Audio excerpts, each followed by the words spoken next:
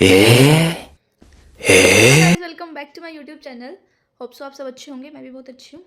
सो देखो, मैंने कल अपनी नीट की जो जर्नी है वो पूरी बताई थी, तो उसमें आप सबने देखा भी होगा। अगर नहीं देखा तो आप जाके चेक कर सकते हो।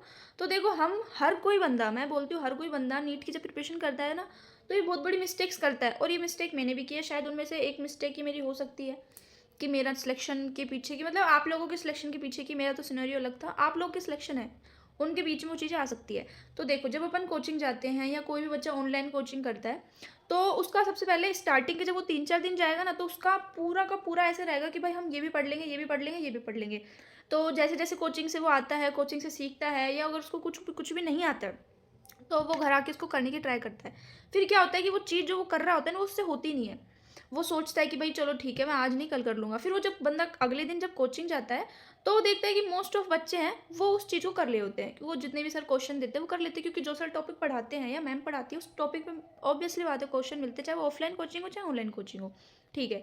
तो वो देखते हैं कि सबने कर लिए। अब उसको शर्म आती है, वो आसपास कोई उसका जो दोस्त होता है उससे पूछ लेता है कि भाई ये कैसे होगा, फिर भी उसको समझ में नहीं आता है। तो वो सोचता है कि भाई मैं टीचर से पूछूं, इसको भी इतना अच्छा आ रहा है। टीचर सोचेगा कि सब पूरी क्लास को आ रहा है, भाई तेरे को ही नहीं आ रहा। तो वो उस डाउट को नहीं पूछेगा, वो कोचिंग में पूछेगा ही नहीं, वो यूट्यूब पे सर्च कर लेगा, वो सारी रिसर्चेज कर लेगा, पर वो टीचर से जाके नहीं पूछेगा। वो उसका एक डाउट रह गया।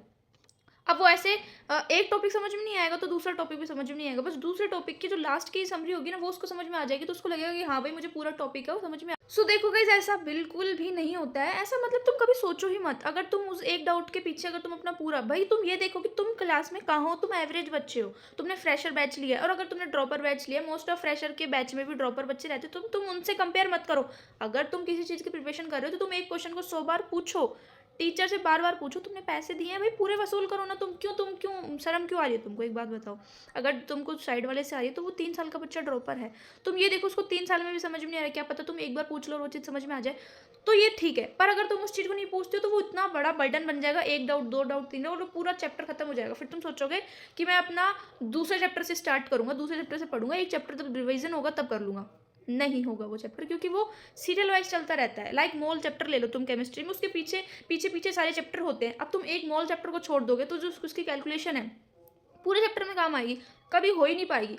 तो वही मैं तुमको यही बोलूँगी कि तुमको अगर डाउट है तो तुम पूछो, तुम बार बार उस डाउट को पूछो, 1000 बार पूछो, 2000 बार पूछो, तुम उसको प्रैक्टिस करो भाई जाके।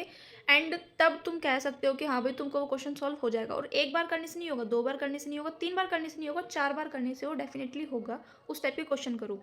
एंड अपन बोल रहे थे कि मोस्ट ऑफ बच्चे स्टार्टिंग में ऐसे करते हैं, नहीं। तो देखो, स्टार्टिंग में तो हर बच्चा कोचिंग में जाके 3 दिन उसका कॉन्फिडेंस ऊपर लेवल पे होता है, चौथे दिन उसकी बन जाती है फ्रेंडशिप, चैन बन जाती है। और अगर बच्चा कोई ऑनलाइन पढ़ रहा होता है, तो वो कहीं ना कहीं डिस्ट्रैक्ट हो जाता है कि कहीं कभी कहाँ जा रहा है, कभी कहाँ जा रहा है। नहीं, अगर ऑनलाइन बच्चा पढ़ रहा है तो उसको हमेशा लाइब्रेरी ज्वाइन करनी चाहिए। तो अपनी लाइब्रेरी ज्वाइन करो, क्लास खत्म लो, क्लास के बाद घर आओ, उसके बाद तो ना पूरा ब्रेक टाइम में रह के घर पे वापस लाइब्रेरी जाओ, जितने भी क्वेश्चन दिए, जितने भी उन सारे क्वेश्चन को सॉल्व करो, रिविजन करो, देन घर आओ। कभी भी एक दिन में जितना भी वर्क मिला होता है उसको हमेशा कंप्लीट करके सोना चाहिए। तुम जब तक उसको कंप्लीट करके नहीं नहीं मतलब तुम्हारा कंप्लीट नहीं हुआ है, तुमको लगा कल कर लूँगा, नहीं। कल के ऊपर कभी भी कुछ भी मत छोड़ो। और रही बात कोचिंग की, तो भाई तुम जैसे फर्स्ट दिन सीरियल नंबर से रहते हो, वैसे ही रहो। ऐसे नहीं है कि तुम आज क्या हो, कल तुम कुछ और कर लोगे, परसों कुछ और कर लोगे। ऐसे करने से कुछ भी नहीं होगा। तुम उसको एक तरीके से उसको गिरते जाओगे, फिर लास्ट में जब जनवरी आएगा तो तुमको दोस्त बुरे लगने लगेंगे, क्योंकि हर दोस्त दोस्त नहीं होता है। मेरे भी कोई भी दोस्त थे, मैं भी उनको बहुत अच्छा दोस्त समझती थी, कोई भी नहीं निकला। कोई कुछ लेके बैठा है, कोई कुछ स्ट्रीम लेके बैठा है, सब अपना कुछ ना कुछ कर रहे हैं। तो दोस्त के ऊपर मत करो। दोस्त सिर्फ एक टाइम पास होता है जो अपन को स्कूल में मिल जाता है। तुम ही देख लो, तुम्हारे स्कूल के फ्रेंड्स के पास तुम्हारे साथ है, तुमको पता है ना वो क्या है, तुमको पता है बहुत अच्छे से कि वो कितने घटिया है, तुम्हारे पीछे से कितनी बिचिंग की हुई है उन्होंने, सबको पता है, सबको पता है। और दोस्त का ही हाथ होता है इन चीज़ों के बीच में गिराने का। तो मैं सबको यही बोलूँगी कि भाई दोस्त के ऊपर तुम बिल्कुल भी फोकस मत करना।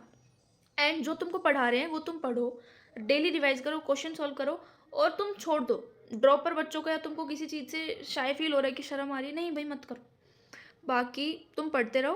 बाकी मैं लास्ट में यही बोलूँगी कि जो तुम पढ़ रहे हो वो तुम पढ़ते रहो, चाहे वो नीट ही नहीं है, चाहे वो कोई भी स्ट्रीम है। मैं कोई स्पेशली नीट के लिए नहीं बोल रही हूँ, पर वो कोई भी स्ट्रीम है, पढ़ने वाले बच्चे के लिए हर सब्जेक्ट सेम होते हैं, उतना ही स्ट्रगल करना पड़ता है।